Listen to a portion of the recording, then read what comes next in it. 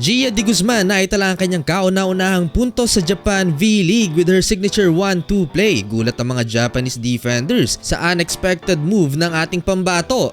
Denso Airibis versus Toyota Shatai Quincy's. Kontrolado ng Airibis ang first set pero nakarecover naman ng mas aggressive na opponent in the succeeding set. Nanguna sa pagkapanalo ng Toyota si Liz Van Heck with 30 big points. Si Minami Nakamoto naman ang top scorer ng Denso with 18 points. Limited playing time pa rin ay binibigay kay Rosa Maria, ganun din kay Gia. Tila naging papel na nga ni de Guzman ang maging tagalinis ng kalat dahil sa kalang ito ay papasok sa tuwing natatambakan na ang Denso Airibis. Gayunpaman, laging handa ang ating pambato at nakapuntos pa via signature drop ball kung saan napabilib ang mga Brazilian fans. Nais rin ang ilan na sana'y parehong ibabat si de Guzman at ang kanilang manok na si Rosa Maria.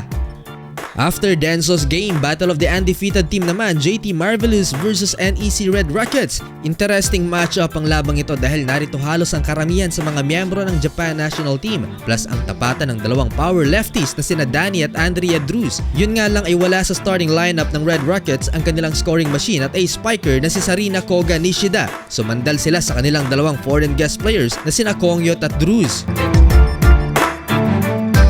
Maganda ang simula ng JT after showcasing their solid net defense. Nakatikim pa nga ng isang monster block si Ajara Porn Kongyot mula kay Jaja Santiago.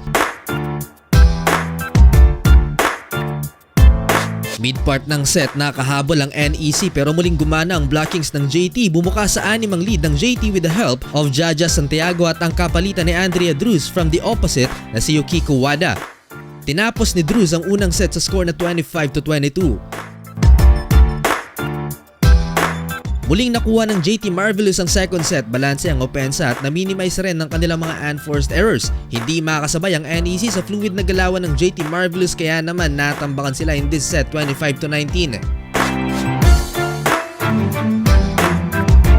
For the first time in this game, nakatikim ng kalamangan ng NEC sa third set pero nawala ang kanilang consistency at nangamote rin sa reception lalo na sa huling bahagi ng set. Panalo ang JT 25-22, itinanghal na player of the game ang ating kababayan dahil sa pagiging dependable at steady in both offense and defense. 13 points mula sa 9 attacks, 3 blocks, 1 ace ang naikamada ni Santiago.